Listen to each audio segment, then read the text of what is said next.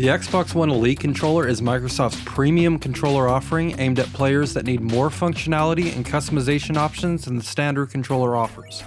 But at $150 is this the best premium controller you can buy? The premium price places the Elite controller in the same market as custom controllers from companies like Evil Controllers and Scuf. While the added features like swappable analog sticks are definitely welcome, there are some negative points that can be made about the Xbox One Elite controller, and we'll cover everything in this video. First, let's talk about the packaging and features. For $150, you would expect Microsoft to provide a carrying case, and they do, and the carrying case they provide is pretty good quality. It's nearly the same size as the carrying case for the Nvidia Shield Portable, and also comes with all the parts you can swap on your Elite controller, stored in a rubber housing. The included parts are metal, and they're machined with pretty high precision. In total, you get 2 D-pads. One remains on the controller, and the other is stored in the housing. You also get 3 sets of analog sticks of different tops and heights. 2 of the analog stick sets have the standard concave top and are standard and tall heights. The third set has a rounded top reminiscent of the PS3 controller's rounded top analog sticks. Strangely, this set is the only medium height set included. And finally, you get the 4 metal paddles that magnetically attach to holes on the back of the Elite controller. There are 4 very small green buttons on the back of the controller, and they correspond to the A, B, X, Y face buttons by default. The paddles allow you to press those small buttons and make use of your other fingers that would normally go unused. 2 of the paddles are smaller in size and typically attach to the top holes on the back, and the other 2 paddles are longer and they would go on the bottom 2 holes. The major home run that Microsoft hit with this controller is the use of magnetics. This allows you to mix and match analog sticks and choose what paddles to have attached at one time. And you could put only the small paddles on, or 1 small and 1 long paddle. I found myself not liking having all 4 paddles attached, and instead having 1 or 2 paddles attached. If you do have all 4 paddles attached, the green sync button at the top can be pressed twice in succession to lock the paddles from registering the button presses. And that's useful if you pause the game and set the controller down. You won't have to worry that by setting the controller down or the controller falling, that your game will get unpaused or it's going to register unwanted inputs. There are 2 green switches on the back of the controller, and these basically determine at what point the triggers register as being pressed down fully in the game that you're playing. This may seem like a useless feature, but it's one of the most important features of the Elite controller. When the button is switched to the lower position on the right trigger, for example, this configures the right trigger to register as fully pressed down when you've only pressed the trigger down halfway.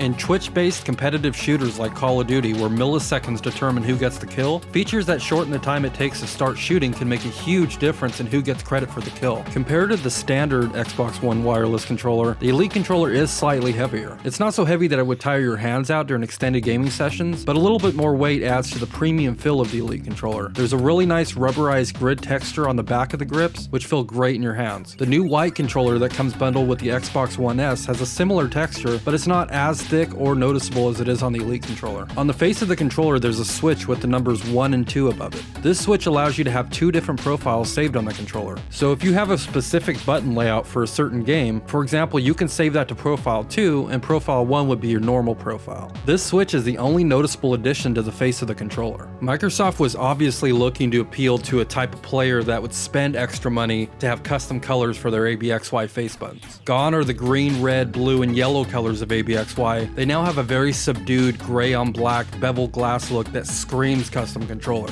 One of the biggest criticisms back in 2013 when players first got their hands on the new Xbox One controller was that RB and LB shoulder buttons weren't enjoyable and in some cases difficult to press down. Starting in mid-2015, all standard Xbox One controllers now have improved RB and LB shoulder buttons, so the Xbox One Elite controller also has those improvements. A big criticism of the Xbox 360 controller was the poorly designed D-pad, so it made sense that Microsoft would fix the D-pad design with the Xbox One controller. But for certain games like fighting games where half-circle D-pad movements are a necessity, the cross D-pad leaves something to be desired. Microsoft obviously realized this, so in addition to the standard cross D-pad, you also get a nice circular D-pad, which feels great to do half and full circle inputs. And it also functions just fine for normal inputs like pressing right on the D-pad. Another well-deserved criticism that Microsoft received was their obsession with proprietary connectors. The Elite controller supports all the accessories that work with any other Xbox One controller, but also includes the standard 3.5mm headphone jack, allowing you to use just about any pair of headphones or earbuds. All new Xbox One controllers from mid-2015 onward include the 3.5mm headphone jack.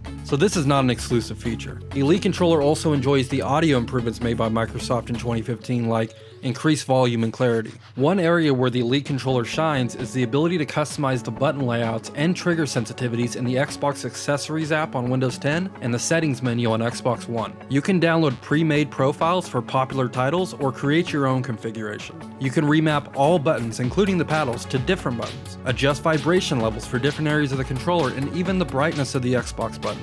These features allow you to fine-tune the Elite controller to your playing style. When you spend $150 on a console controller, you would expect all the bells and whistles that have come across so far, and even bleeding-edge futuristic features. And while Microsoft hit so many home runs with the Elite controller, it hit a major foul when it comes to how the controller connects to the PC and the Xbox One. The Elite controller does not have Bluetooth, which is a major disappointment and a major misstep. Starting with the Xbox One S controller in August of 2016, Bluetooth became a standard Xbox One controller feature and allowed you to connect it natively to many different devices, even a MacBook Pro. The lack of Bluetooth on the Elite controller means that on PC you're required to buy the bulky Xbox One wireless adapter for Windows for $25 if you want to play wirelessly. If you already own the wireless adapter for Windows, this is probably not a big deal, but you would think that paying 3 times the cost of a standard controller, you would get more functionality than a standard controller. But since there's no Bluetooth, that means you have to consider where that $100 markup is going. And this is where you need to make a careful judgment about whether swappable parts and buttons on the back of the controller justify an extra $100. I suspect that for many people the price isn't justified, but for the hardcore player that has it all and wants the absolute best official PC and Xbox One controller that money can buy, there still isn't a better, more fully featured controller offered by a major console manufacturer.